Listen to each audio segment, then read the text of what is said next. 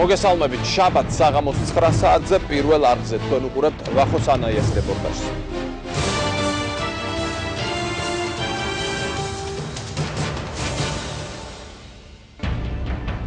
ბიოგრაფიის უცნობი ეპიზოდები. ლავრენტი ბერიას ცხოვრება. ბერია როგორც აგენტი, სტალინი და ბერია, რეპრესიები, ქალები, ოჯახი, ომი, ატომური ბომბი. ბერიას კრახი, ფიზიკური და პოლიტიკური სიკვდილი. ლავრენტი პავლოვიჩი. ჩვენ ვაგრძელებთ გადაცემებს ლავრენტი ბერიას შესახებ. წინა შაბათს წარმოგიდგინეთ სულ ცოტა ხნის წინ სამტომეულად გამოცემული ლავრენტი ბერიას პირადი და საიდუმლო დღიური. ეს გამოცემა ბესტსელერი გახდა, მაგრამ ბევრმა კვლევარმა, მათ შორის საქართველოში, ეჭქვეშ დააყენა მისი აუთენტურობა. ბევრმა ისტორიკოსმა თქვა, რომ არ შეიძლება ამ დღიურის ისტორიულ წყაროდ გამოყენება, როცა ბერიას ბიოგრაფიას იკვლევ. ბერიას ბიოგრაფიაში ბევრი რამ იდუმალებითაა მოცული. ეს არის ადამიანი, რომელიც ყოველთვის დიდ ინტერესს იწვევდა. მისი ცხოვრების უდიდესი ნაწილი სრულიად შეუსწავლელია. აქედან გამომდინარე, ბევრი რამ მითია, ბევრი რეალური ფაქტი კი მიჩქმალული. წინა გადაცემაში შემოგთავაზეთ ბერიას პირადი და საიდუმლო დღიური, ახლა კი მისი ბიოგრაფიის საინტერესო ეპიზოდებზე მოვამზადეთ გადაცემა. ლავრენტი პავლესძე ბერია 1899 წელს სოფელ მერხეულში დაიბადა. დაწყებითი სკოლა სოხუმში დაამთავრა. ბერიას თავიდანვე ეტყობოდა, რომ განსხვავებულ ნიჭს ფლობდა. ერთხელ ისტორიის მასწავლებელს ლავრენტისთვის უთქვამს: შენგან დადგება ზელიმხანივით გამოჩენილი კავკასიელი აბრაგი ან როგორც რუსი პოლიციელი. ფუშეზე არანაკლები იქნებიო. ლავრენტიმ სახელი ადრეულ ასაკში გაითქვა. სასწავლებელში მეძებარიც კი შეარქვეს. საქმე ის იყო, რომ მასწავლებლებს ხშირად ეკარგებოდათ ფული. ბერია საზღაურის სანაცვლოდ დაკარგულ ნივთებს ყოველთვის პოულობდა. როგორც შემდეგ გაირკვა, მისი წარმატების მიზეზი ის იყო, რომ ის თავად იპარავდა. ბერიამ სკოლის დამთავრების შემდეგ ბაქოს საშუალო ტექნიკურ სასწავლებელში მექანიკა-მანქანათმშენებლობის ფაკულტეტზე გააგრძელა სწავლა. 1919 წელს სასწავლებლის დამთავრების შემდეგ ბერია ბოლშევიკურ პარტიაში შედის. ერთდროულად 4 საბჭოთა, მუსავატური, თურქული და ინგლისური დაზვერვის აგენტი ხდება. სწავლის პარალელურად თავი ხომ უნდა ერჩინა რაღაცით და სხვადასხვა სამუშაოს ასრულებდა. სხვათა შორის ყოფით სამუშაოს, იმიტომ რომ თავი ერჩინა და 19 წელს ის ხდება ის მუსავატელების ხელმძღვანელობით იყო მაშინ აზერბაიჯანი, ხელისუფლებაში მუსავატური პარტია იყო და მუსავატელების აგენტი ხდება. თუმცა ძალიან საინტერესოა ის დეტალი, რომ შემდგომში მან აბსოლუტურად პირწმინდად გაანადგურა თუ რამ დოკუმენტი არსებობდა მისი აგენტობისა მუსავატელთა პარტიაში, რათა მის შემდგომ კარიერას პრობლემა არ შექმნოდა. ბერია მუსავატებთან მეგობარმა ბაქოელმა მირზა ბალამ დააკავშირა. მირზა ბალამვე გააცნო ბერიას ბაქოს საქალაქო პოლიციის უფროსი მირ ჯაფარ ბაგიროვი. ინფორმაციას, რომელსაც ბერია მუსავატური დაზვერვისგან აწვდიდა, ბაგიროვი წითელი არმიის მე-10 შტაბში გზავნიდა. 1920 წლის მაისში აზერბაიჯანის გასაბჭოების შემდეგ ბერია ბაგიროვის თანაშემწე ხდება და ბაქოს სამმართველოს უფროსის მოადგილედ იწყებს მუშაობას. ბერიას უკვე ვხედავთ ჩვენ 20 წლიდან აზერბაიჯანის საბჭოთა სახელმწიფოს ერთ-ერთ წამყვან თანამდებობ ჩეკაში. სწორედ იმ პერიოდში 20-21 წლებში იქმნება ჩეკა, ასე ვთქვათ, კონტრრევოლუციასთან, საბოტაჟთან და ოფიციალურად ასეთი იყო მისი აბრევიატურა ბრძოლის ორგანო, საგანგებო კომისია და ბერია ინიშნება აზერბაიჯანის ჩეკას ერთ-ერთი ყველაზე მთავარი საიდუმლო ოპერატიული განყოფილების ჯერ თავმჯდომარის მოადგილე, შემდეგ თავმჯდომარე. მას შემდეგ, რაც ბერია ბაქოში წარმატებას აღწევს, მისი ინტერესები საქართველოზე გადმოდის. არაოფიციალური ვერსიით ბერია საქართველოში ჩამოსვლისთანავე ნოე რამიშვილმა დააპატიმრებინა. ის გამოაგზავნეს 20 წელს აზერბაიჯანიდან ძირგამომხრელი საქმიანობისთვის საქართველოში. მაგრამ ჩვენმა უშიშროებამ ბერია დააპატიმრა მაშინ. ის აღმოაჩინა და დაიჭირეს. აი სწორედ იმ პერიოდში არის ვარაუდი, რომ ბერია გადაიბირა ქართულმა უშიშროებამ ნოე რამიშვილის ხელმძღვანელობით, ცნობილი ქართველი, გამოჩენილი ქართველი სახელმწიფო მოღვაწის მეთაურობით, რომელიც იყო შინაგან საქმეთა მინისტრი და უშიშროებებსაც აერთიანებდა მათ შორის. და არის ესეთი მოგონება, რომელიც უკავშირდება ბერიას საქართველოში სწორედ გადაბირებას, რომ გამომძიებელი ფირალიშვილთან საუბრის დროს, რომელმაც მას ყველა ეს ასე ვთქვათ, მისი ძირგამოხელის საქმიანობის მაგალითები წინ დაუგდო, ბერია მაშინ ტიროდაო და გადმოვიდა ჩვენს მხარესო. ნოე რამიშვილი აი ყოველთვის ქარაგმით დაფარვით მიანიშნებდა რომ ბერია მათი მიერ გადაბირებული აგენტი იყო. ყოველთვის შემთხვევაში მას იმედი ჰქონდა და საერთოდ ქართული ემიგრაციის წრეებს იმედი ჰქონდათ ბერიასი და მის ყოველ კარიერის წინსვლას ძალიან დიდი სიხარული თხოვებდა.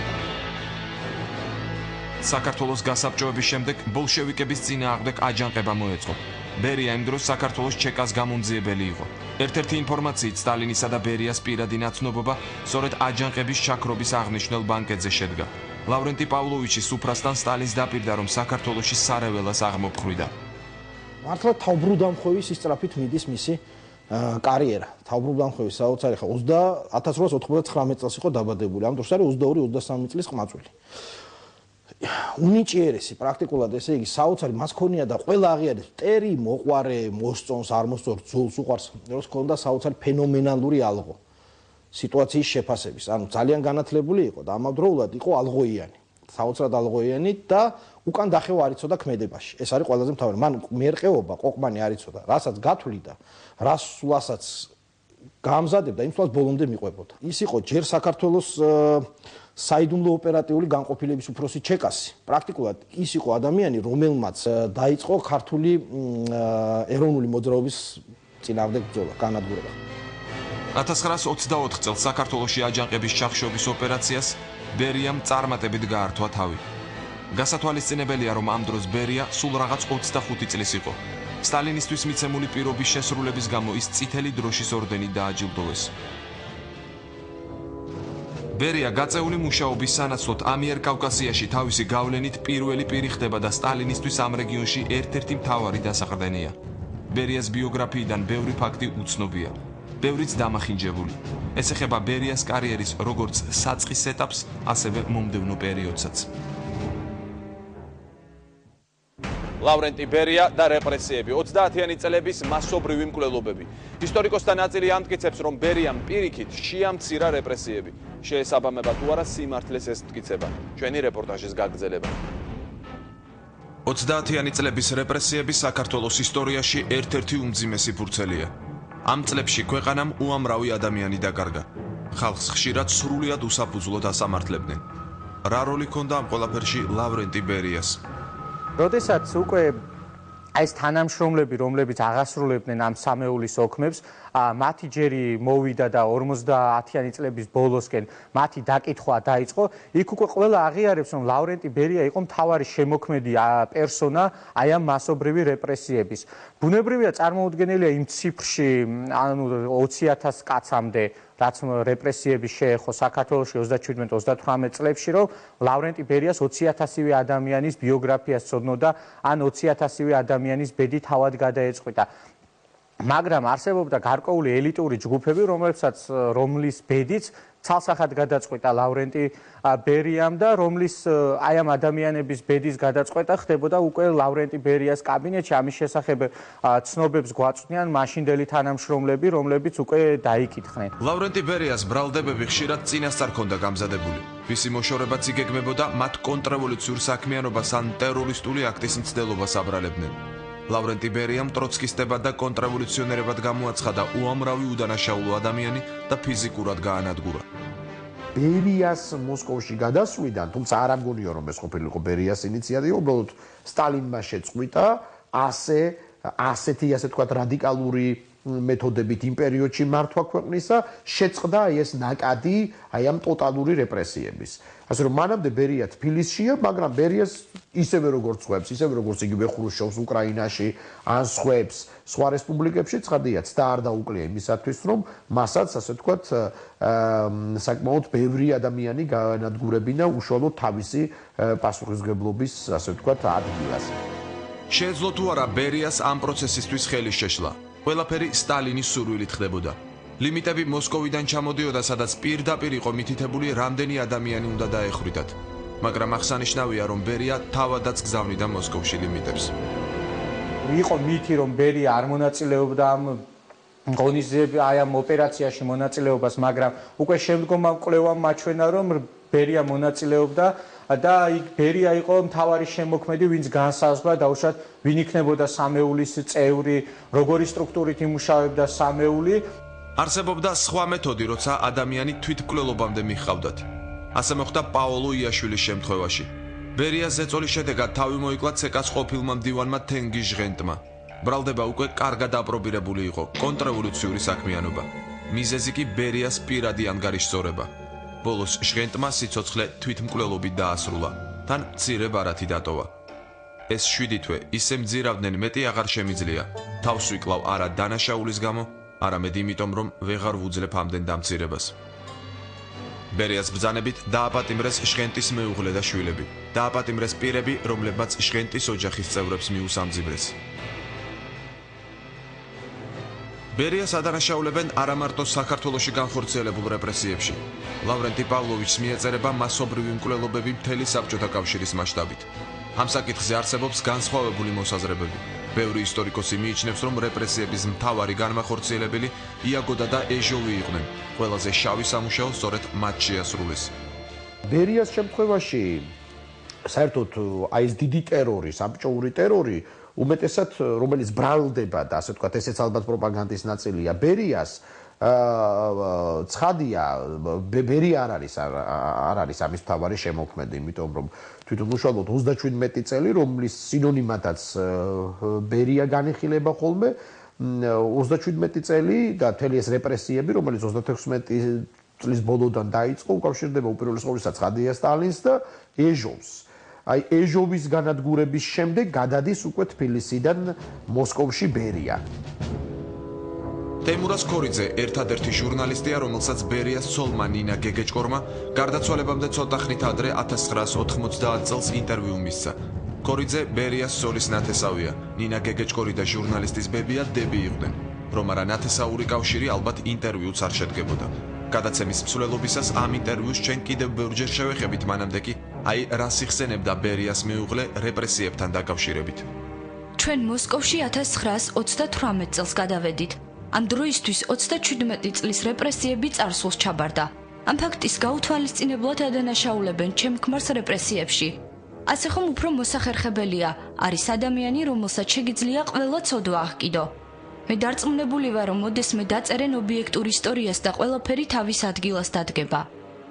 ხრუშჩოვიცა და სხვაებიც განსაკუთრებით კი ხრუშჩოვი, რომელიც არის ალბათ ყველაზე დიდი, ასე ვთქვათ, ანტიპროპაგანდისტული მანქანა ბერიას წინააღმდეგ. ხა ბერიას ცოდვები საკმარისად ჰქონდა, რომ კიდევ მისთვის დაემატებინათ, მაგრამ ბერიაც ადასტურებს, რომ უბრალოდ ხრუშჩოვიც ადასტურებს, რომ ბერია იყო ძალიან კომფორტული ფიგურა იმისათვის, რომ ყველა ცოდვა და ყველა საშინელება, რომელიც კი უკავშირდებოდა სტალინურ, ასე ვთქვათ, პერიოდს, დაებრალებინათ და მოეკუჩებინათ, ასე ვთქვათ, ბერიას პიროვნებაში. ბერიას ბიოგრაფიის ეს მონაკვეთიც, რომელიც რეპრესიებს ეხება, შეუსწავლელია. რეპრესიები უნდა გაიყოს ორ ნაწილად, ომამდელ და ომის შემდგომ რეპრესიებად. არქივებში ბევრი მასალა ჯერ კიდევ მეცნიერულ კვლევას ელოდება. ბერია საინტერესო ისტორიული ფიგურაა, მას კაცობრიობის ისტორიაში ერთ-ერთ ყველაზე სასტიკ და სისხლიან ჯალათად მიიჩნევენ. მან სტალინის დავალებების უზადო შემსრულებელმა ადამიანების ტრაგედია სტატისტიკად აქცია. როცა ბერიაზე ჩამოვარდება ლაპარაკი, იქ ყოველთვის ახსენებენ მის ურთიერთობას ქალებთან. ლავრენტი პავლოვიჩი ამ მხრივ ნამდვილად არ უჩიოდა ჭორების ნაკლებობას. ისტორიკოსები ფიქრობენ, რომ ბერიასა და მისი საყვარლების შესახებ ბევრი რამ გამონაგონია. სიკვდილამდე ცოტა ხნით ადრე საინტერესო ინტერვიუ მისცა ბერიას მეუღლემ ნინა გეგეჭკორმა. ჩვენი რეპორტაჟის მომდევნო ნაწილი, ბერიას ქალები. ლავრენტი ბერია სიცოცხლის ბოლომდე ცხოვრობდა ცოლთან ნინა გეგეჭკორთან ერთად. მაგრამ პავლოვიჩს უკავშირებენ უამრავი ქალის სახელს. რამდენად შეესაბამება სიმართლეს საუბრები ბერიას სექსუალურ აღვირახსნილობასა და საყვარლებზე. გადაშორის იყო თუმცა ძალიან ისეთი წესიერი გადამხდელი, ვისთანაც ცხოვრობდა ქალებთან იმას ფულს აძლევდა 100 მანეთი, მეტი არა. თქვა ყველას ეს ახლა დიდი თეატრის მსახიობი იყო თუ ქუჩის ქალი, ყველას უხდიდა ერთნაირად. არსებობს ვერსია, რომ ბერია ქალებთან დაკავშირებით სხვა მეთოდებსაც იყენებდა. ბერია შვილი ის ამბობს, რომ თქვათ არ იყო მამაჩემისთვის უცხო, აი ასეთი ამბები, რაც შეიძლება ყველა მამაკაც დაემართოს, მაგრამ ის რომ ეს იყო დონ ჟუანი და თან ასეთი აგრესიული ეს ტყუილია. თუმცა ყველა სხვა მონაცემი და ყველა სხვა ბიოგრაფი თუ ყველა სხვა მთხრობელი ადასტურებს ან ყვება იმას თუ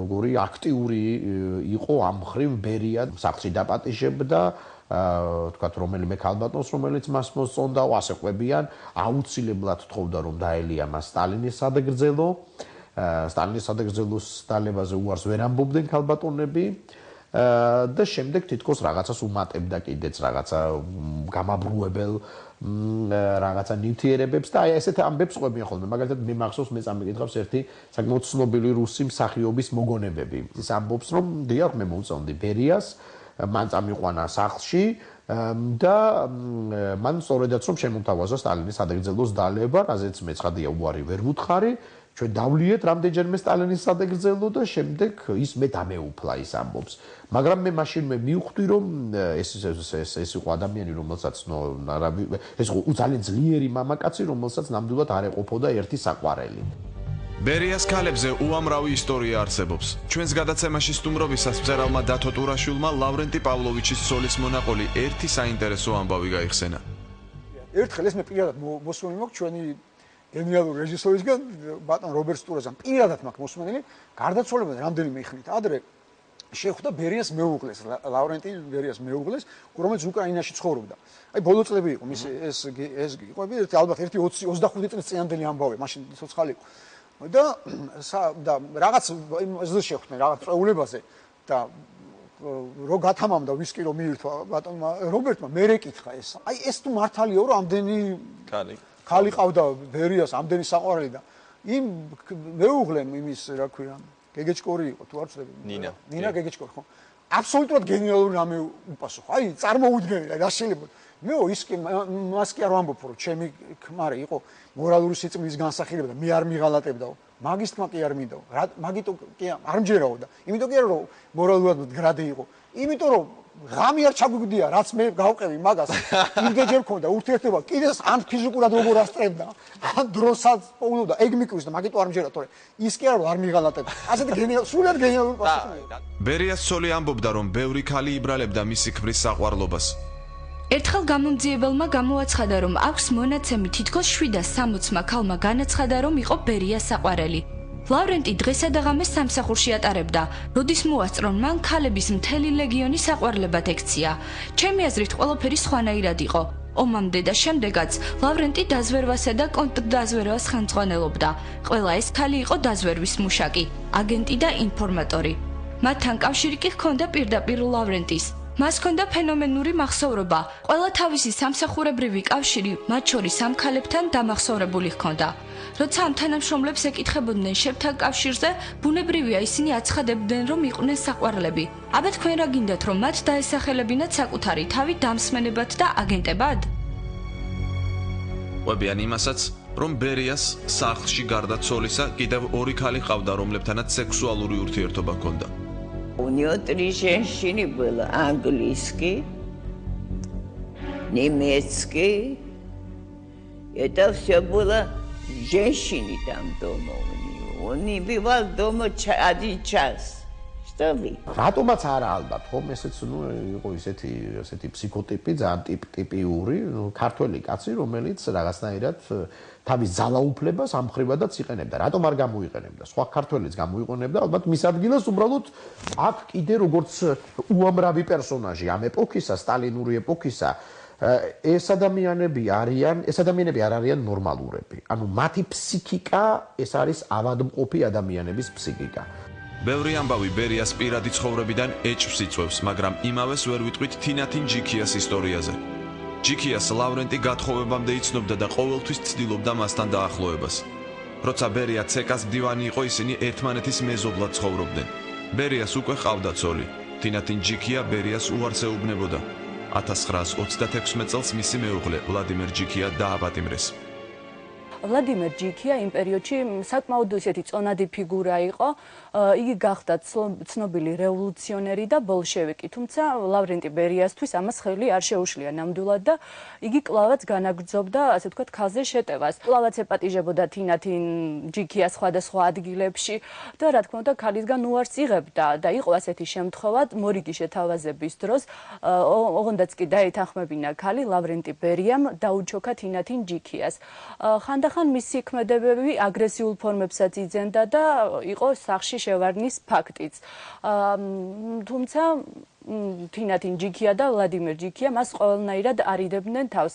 1936 წელს უკვე ვლადიმერ ჯიქია მოსკოვში მიემგზავრება მივლინებით. 1936 წელს მას აპატიმრებენ. ქმარი ფიზიკურად გაანადგურეს, მაგრამ ზუსტი ინფორმაცია ცოლმა არ იცოდა. საარქივო მასალების მიხედვით 1940 წელს ჯიქია ბერიას აგენტი გახდა. შეთავაზება მან მოსკოვში პირადად ლავრენტისგან მიიღო. მას გერმანიის წინააღმდეგ აგენტობა დაევალა, სანაცვლოდ კი ბერია ქმრის შესახებ ცნობებს პირდებოდა. ომის დამთავრების შემდეგ ბერიამ თინათინ ჯიქიას უთხრა. ვლადიმერ ჯიქია, როგორც სამშობლოს მოღალატე, დახვრიტეს. თვითონ თინათინ ჯიქია ამბობს, რომ რამდენჯერმე ჰქონია მას შემოთავაზება ლავრენტი ბერიასაგან, რომ ქონოდათ გარკვეული ურთიერთობა, მაგრამ იგი თავს არიდებდა. ამ დაკითხვის ოქმიდან ესე ირკვევა და საბოლოო ჯამშიდაც ისე განვითარდა მოვლენები, რომ ფაქტობრივად ის ქალი, რომელიც უყვარდა, მან დასაჯა. ისე გამოვიდა, რომ მისი ოჯახი რეპრესირებული იქნა. თვითონ თინათინ ჯიქია გადაასახლეს, მეუღლე კი დაუხვრიტეს. ამბობენ, რომ ნინა გეგეჭკორი მოგრძალებულად ცხოვრობდა და ბერმა არც იცოდა, რომ ის ბერიას ცოლი იყო. ნინა თვითონ მუშაობდა ნიადაგწოდნეობის ინსტიტუტში, აგრონომი იყო, ჩვეულებრივად ტრამვაით დადიოდა სამსახურში და იმის თავისი უშუალო უფროსმა ინსტიტუტის დირექტორმა და იქ რო იყო ეს მეექვსე გაყოფილება, იმის უფროსმა იცოდნენ, რომ ეს იყო ბერიას ცოლი და სხვა არავინ. სადაც უამრავ საყვარელზე საუბრობენ, იქ ყოველთვის შვილების თემაც გამოიჭრება ხოლმე. ცნობილია და ლავრენტის ვაჟი სერგო ბერიაც ადასტურებდა, რომ ის არ იყო ერთადერთი შვილი. სერგო ბერიას თქმით, მას ჰყავდა დაც. არსებობს ასევე ვერსია, რომ საყვარლებისგან შეძენილ შვილებს ბავშვთა სახლებში აბარებდნენ. ქალები სადვი მიდრეკილება, რა საკვირველი ჰქონდა და მაგას არც ნინა დეიდა არ მალავდა ახლა ჩემთან საუბარში, თქვა მან ასეთი რამეც, რომ 38-39 წელში აი ერთ-ერთ ლენინგრადელ ქალბატონს ლავრენტისგან გაუჩნდა შვილი. და ნინა დეიდამ თქვა ასეთი რამე. ამის შემდეგ მე და ლავრენტის ცოლქმრული ურთიერთობა ერთმანეთთან არ ქონია. ის დარჩა ჩემს ქმრად, ოჯახი დარჩა ოჯახად, მაგრამ ჩვენ ცხოვრობდით როგორც მეგობრები და არავითარი ცოლქმრული ურთიერთობა არ ქონია. და ამის გამო ახლა არც ლავრენტის და არც დეიდანინას თქვათ რაღაცა ესეთ საზოგადოებისთვის დასანახი რაიმე რეაქცია არ გაუმჟღავნებია. ერთ-ერთი ვერსიით ბერია სიფილისითაც იყო დაავადებული, მაგრამ არც ეს ფაქტია დადასტურებული ბოლომდე. მიუხედავად ბერიას უამრავი სასიყვარულო თავგადასავლისა, ის და მისი მეუღლე ნინა გეგეჭკორი ბოლომდე ერთად ცხოვრობდნენ. მაშინ სხვაგვარად წარმოუდგენელიც იყო. გეგეჭკორს სხვა არჩევანი ალბათ არც ჰქონდა. ის არასდროს ერეოდა ქმრის საქმეებში. მაშინდელ ფუნქციონერებს ეს საკითხი მოგვარებული ჰქონდათ. ცოლი სახელმწიფო საქმეებში ვერ ჩაერეოდა. ბერიამ სწრაფად გაიკვალა გზა კრემლისკენ. სტალინმა ლავრენტი მოსკოვში 1938 წელს გადაიყვანა. ის ბელადის უახლოესი თანამოაზრე გახდა. კრემლში ყველაფერი ორი ქართველის, სკობასა და ლავრენტის ნებაზე იყო დამოკიდებული. პირველი გადაწყვეტილებებს იღებდა, მეორე ამ გადაწყვეტილებებს უსიტყვოდ და ყველაზე კარგად ასრულებდა.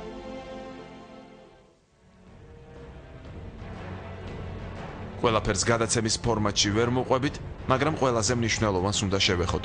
მას სტალინის ბევრი გადაწყვეტილება წარმატებით განუხორციელებია, მაგრამ მის კარიერაში სრულიად განსაკუთრებული ადგილი უჭირავს ატომურ იარაღზე მუშაობას. სტალინის დავალებით სწორედ ბერია ხელმძღვანელობდა ატომური ბომბის შექმნის პროცესს. იმის გამო, რომ საბჭოთა კავშირის ფულადი სახსრები მთლიანად სამხედრო შეიარაღებაზე იყო ორიენტირებული, ბომბზე მუშაობისა და კვლევებისთვის საჭირო თანხის გამოძებნა ვერ მოხერხდა. ლავრენტი ბერიამ გამოსავალი ადვილად იპოვა. აქტიური აგენტურული ქსელის შექმნით იმ ინფორმაციის მოპოვება შეძლო, რომლითაც ბომბის შექმნა გახდებოდა შესაძლებელი. საბჭოთა დაზვერვასთან 1941 წლიდან თანამშრომლობს მანჰეტენის პროექტის მონაწილე გერმანელი კლაუს ფუქცი. ლავრენტი პავლოვიჩს ის ატომურ იარაღზე ცნობებს აწვდის. ბერია ინფორმაციას იღებს ფიზიკოს ბრუნო პონტე-კვორვოსგან, ბრიტანეთის დაზვერვის თანამშრომლის ჯონ კერმ კროსისგან და მისი მეგობრების კიმ ფილბის, დონალდ მაკლეინის, გაი ბიორჯესისა და ენტონი ბლანტისგან. მოპოვებულ სადაზვერვო ცნობებს ბერია მხოლოდ ფიზიკოს იგორ კურჩატოვს ანდობს. მიღებული ინფორმაციის საფუძველზე კურჩატოვისთვის მანჰეტენის პროექტის ყველა მიღწევა ხდება ცნობილი. ბერია და კურჩატოვი კადრების შერჩევას იწყებენ. საბჭოთა კავშირის მასშტაბით იწყება დახურული ქალაქების მშენებლობა, სადაც ფიზიკოსები ატომურ ბომბზე იმუშავებენ. ბერია წარმატებით ართმევს თავს დაკისრებულ მოვალეობას. ხელმძღვანელობს გერმანელი და ამერიკელი მეცნიერების გადმობირებას. მისი დავალებით გერმანელი ფიზიკოსი ნიკოლაუს რივზი ელექტროსტალში ურანის კომბინატს ქმნის. თავდაუზოგავი მუშაობის მიუხედავად, ამერიკის შეერთებულმა შტატებმა საბჭოთა კავშირს ატომური იარაღის შექმნა დაასწრო. 1945 წლის 6 აგვისტოს ატომური თავდასხმა მოხდა ჰიროსიმაზე, 9 აგვისტოს ნაგასაკიზე. მხოლოდ 4 წლის შემდეგ გამოიცადა პირველი საბჭოთა ატომური ბომბი.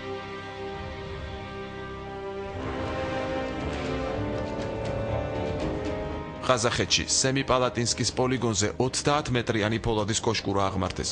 კოშკურაზე დაამაგრეს ატომური მუხტი. ბერია პირადად ადევნებდა თვალს ბომბის გამოცდას. 1959 წლის 29 აგვისტოს დილის 7 საათზე ბერიამ ატომური ბომბის წარმატებით გამოცდა იზეიმა. საბჭოთა კავშირის დამუშავებული პირველი ატომური ბომბი ნაგასაკიში ჩამოვარდნილი ამერიკული ბომბის ანალოგია. ბერიამ საბჭოთა ატომურ ბომბს RDS-1 დაარქვა, რომელიც ასე იშიფრება: სტალინის რეაქტიული ძრავა.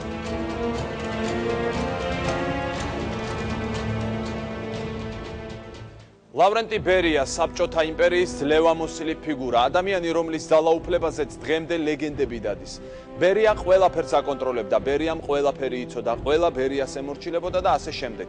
მაშინ როგორ მოხდა, რომ ასეთი შესაძლებლობების ადამიანმა სტალინის სიკვდილის შემდეგ ასე მოკლე დროში ყველაფერი დაკარგა, პოლიტიკური ძალაუფლებაც და თავიც. ბერიას კრახის მიზეზები, ლავრენტი პავლოვიჩის პოლიტიკური დაცემა და დადგმული სასამართლო პროცესი. Велико народное горе.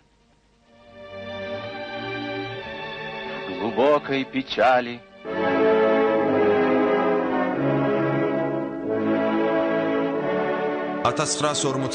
წლის 5 მარტს იოსებ ბესარიონის სტალინი გარდაიცვალა. იმავე დღეს მთელი საბჭოთა პოლიტიკური ხელმძღვანელობა შეიკრიბა. სხდომაზე ლავრენტი ბერიამ მთავრობის თავმჯდომარის პოსტზე მალენკოვის კანდიდატურა წარმოაყენა. წინადადებას ყველამ ერთხმად დაუჭირა მხარი.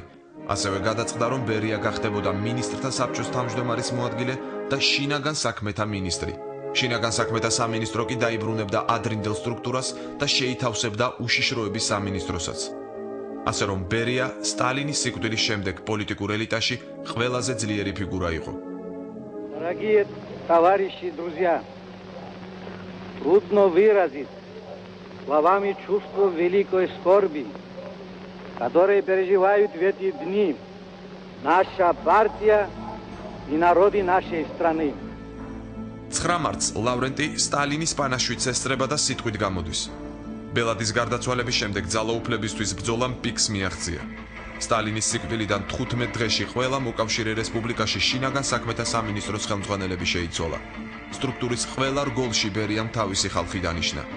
ბერიამ მთლიანად ძალოვანებს დაეყრდნო და პირველობისთვის მოემზადა. სტალინი რო გარდაიცვალა, ყველანი რო შოკში იყვნენ პრაქტიკულად. მთელი საბჭოთა ხელისუფლება, პოლიტბიუროს წევრები, დაწყებული ვოროშილოვიდან დამთავრებული თვით ხრუშჩოვით და ცრემლებად იღვრებოდნენ მის სასტუმალთან. ერთადერთი ადამიანი მაშინდელი, ასე ვთქვათ, თანამედროვეების მოგონები, რომელიც მათ არ დაკარგა კონტროლი, რომელიც მთლიანად აკონტროლებდა იმ დროიდან სიტუაციას, იყო ბერია. უშიშროების სამსახურები სრულად ექვემდებარებოდა ბერიას. ლავრენტი ყველაფერს აკონტროლებდა, მაგრამ ჰქონდა სუსტი წერტილიც.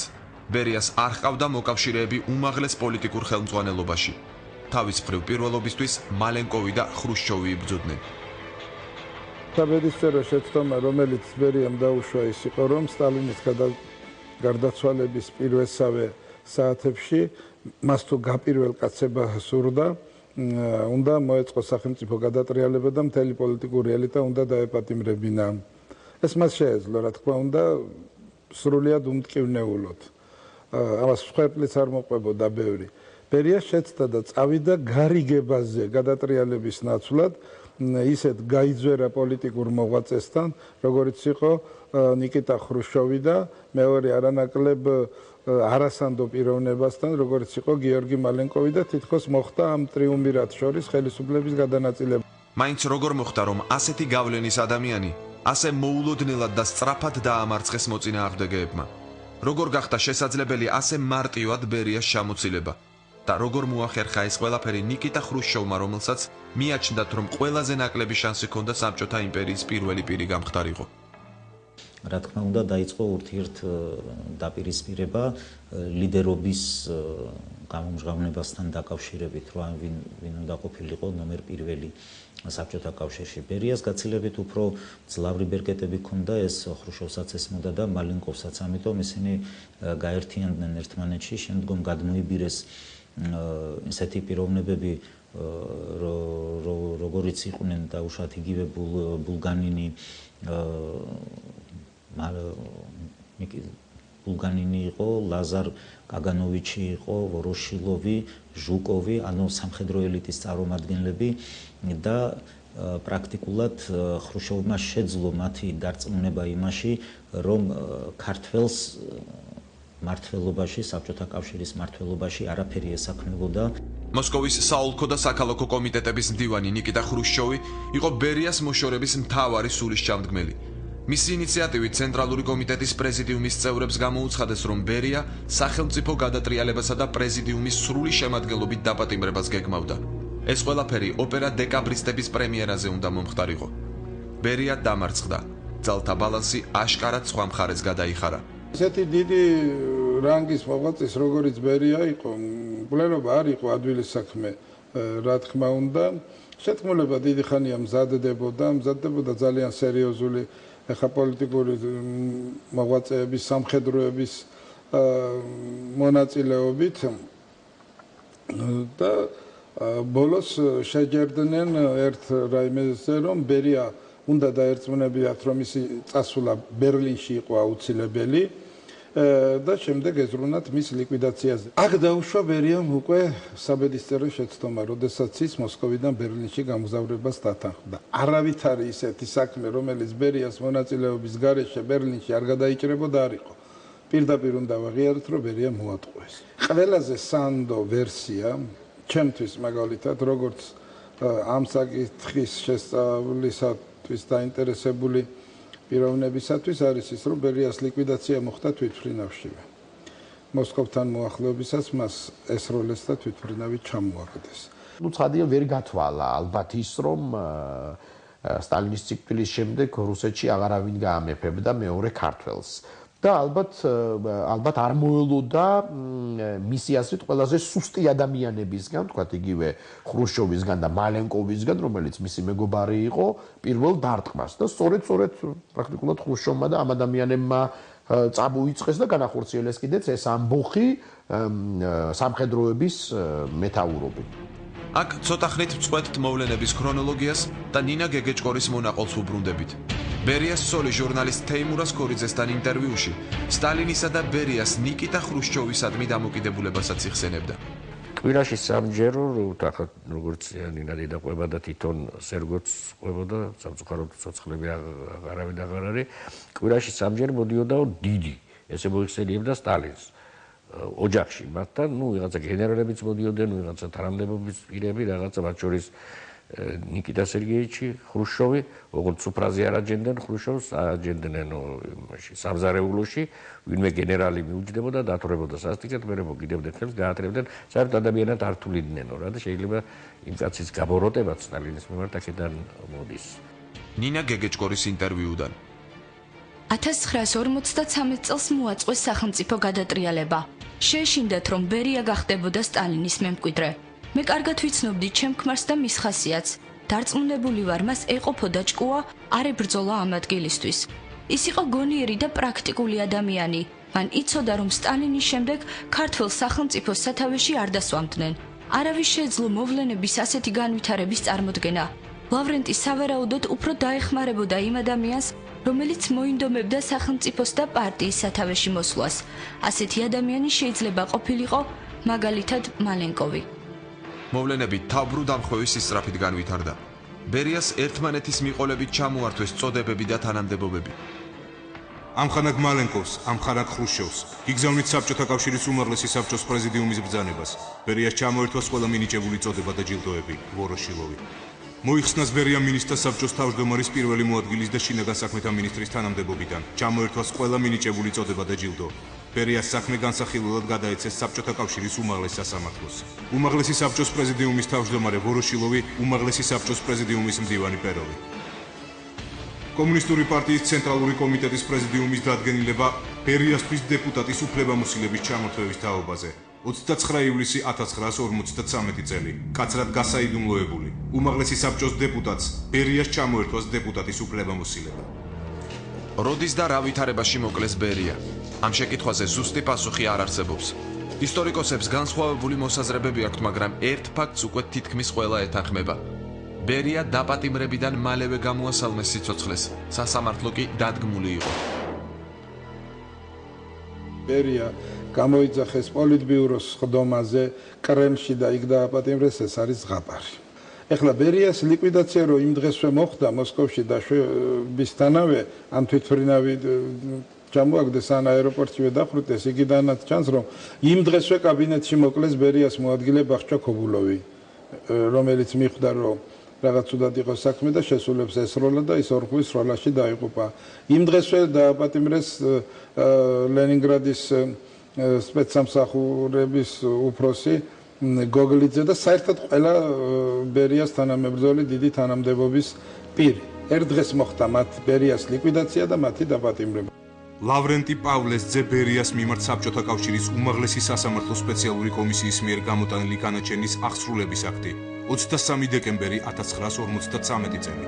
1953 წლის 23 დეკემბრის 19 საათსა და 50 წუთზე საბჭოთა კავშირის უმაღლესი სასამართლო სპეციალური კომისიის თავმჯდომარის გადაწყვეტილების საფუძველზე მე სპეციალური სასამართლო კომისიის კომენდანტმა გენერალ-პოლკოვნიკმა ბატიცკიმ საბჭოთა კავშირის გენერალური პროკურორის რუდენკოსა და არმიის გენერალ მოსკალენკოს თანდასწრებით სისრულეში მოვიყვანე ლავრენტი პავლესძე ბერიას მიმართ საბჭოთა კავშირის უმაღლესი სასამართლო სპეციალური კომისიის მიერ გამოტანილი განაჩენი სასჯელის უმაღლესი ზომა დახვრეტა. გენერალ-პოლკოვნიკი ბატიცკი, საბჭოთა კავშირის გენერალური პროკურორი რუდენკო, არმიის გენერალი მოსკალენკო. როცა ეს დოკუმენტი დაიწერა, ბერია სავარაუდოდ რამდენიმე თვის დახვრეტილი იყო. სასამართლო პროცესი უბრალოდ ჭირდებოდა ხრუშჩოვს, იმიტომ რომ ხრუშჩოვმა ხომ მთელი თავისი პოლიტიკა აღგო, რომ დიქტატურა აღარ გვინდა, სისხლის ღრმა აღარ გვინდა, ყველაფერი უნდა იყოს კანონიერების ფარგლებში. სტალინს და ბერიას ამას აყვედრიდა, რომ უკანონობა იყო გამეფებული ქვეყანაში. ამიტომ სასამართლოზე ხრუშჩოვი ვარს ვერ იტყოდა, მაგრამ ეს ძიებაც ყველაფერი ეს იყო ფარსი. იქ ბერიას ორეული იყო, სასამართლოზედაც ის იყო და დახვრეტიცად ის დახვრიტეს 53 წლის დეკემბერში. ლავრენტი ბერიას მეგობარი. მისი ინიციატივით 1953 წლის აპრილში საქართველოს ცეკას პირველ მდივნად დანიშნული ალიოშა მირცხულავა იგონებდა. ხრუშჩოვს სასამართლოს გამართვა არ უნდოდა, მაგრამ ხალხი საჯარო პროცესი თხოვდა. ბერიას დაპატიმრებიდან 6 თვის შემდეგ 1953 წლის დეკემბრის ბოლოს გაიმართა სასამართლო პროცესი, სადაც ბერიას როლს ისეთი ადამიანი თამაშობდა, რომელსაც მისი მანერები შესანიშნავად ჰქონდა შეთვისებული. ვინ იყო ის ადამიანი, რომელიც ბერიას განასახიერებდა, დღემდე არავინ იცის. სასამართლომ დახვრეტა მიუსაჯა ადამიანს, რომელიც რამდენიმე თვით ადრე იყო დახვრეტილი. იმავე ალიოშა მირცხულავას მოსკოვში ასეთი შინაარსის წერილის გაგზავნა უწევდა. ალექსანდრე მირცხულავას მიმართვა საბჭოთა კავშირის კომუნისტური პარტიის ცენტრალურ კომიტეტს, საქართველოს საბჭოთა სოციალისტური რესპუბლიკის ტერიტორიიდან ბერიას ნათესავების გასახლების თაობაზე. ქალაქი თბილისი, 25 აგვისტო 1953 წელი. განსაკუთრებულად გასაიდუმლოებული. ამხანაგ ხრუშჩოვს ბერიას ახლო ნათესავები ეწევიან თავშეუკავებელ ბოროტი ხასიათის საუბრებს, რომელიც არის პროვოკაციული ჭორების გავრცელების წყარო. ბერიას დედა მართა ღრმად მორწმუნე ქალბატონი დადის ეკლესიაში და ლოცულობს შვილისთვის, ხალხის მტრისთვის.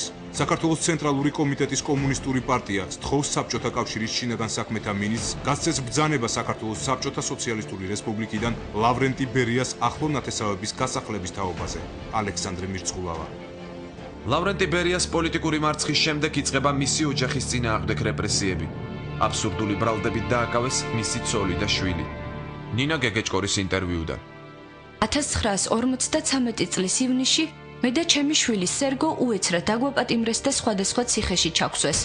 თავიდან ჩვენ ვფიქრობდით, რომ მოხდა სახელმწიფო გადატრიალება და ხელისუფლებაში ანტიკომუნისტური ხროვა მოვიდა. ყოველდღე მიძახებდნენ დაკითხვაზე. გამოძიებელი ითხოვდა, რომ მე მიმეცა ჩვენება ჩემი ქმრის წინააღმდეგ. ამბობდა, რომ ხალხი აღშფოთებულია ლავრენტის ქმედებებით. მე კატეგორიულად განვაცხადე, რომ არანაირ ჩვენებას, არც კარგს და არც ცუდს არ მივცემდი. ამ განცხადების შემდეგ ჩემთვის ხელი არ უხლიათ. ლავრენტი ბერიას მეუღლემ 90-იან წლებამდე იცხოვრა. გარდაიცვალა უკრაინაში. ლავრენტის შვილი სერგო ბერია კი 2000 წელს გარდაიცვალა.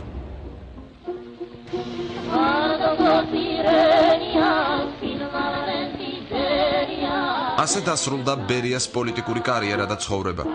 ადამიანი, რომლის სახელი მკვლელობებთან, რეპრესიებთან, უდიდეს პოლიტიკურ გავლენასთან, აგენტებთან, მოსმენებთან, დასმენებთან ასოცირდებოდა და რომელიც შიშის ზარს სცემდა მთელ საბჭოთა კავშირს, ასე მოკლე პერიოდში სრულად გაანადგურეს. ბევრი დღესაც ფიქრობს, რომ ბერიას თავისი კარიერის მწვერვალზე რომ საბედისწერო შეცდომები არ დაეშვა და უფრო ყურადღებით ყოფილიყო, იმპერიის ერთპიროვნული ლიდერობა გარანტირებული ჰქონდა.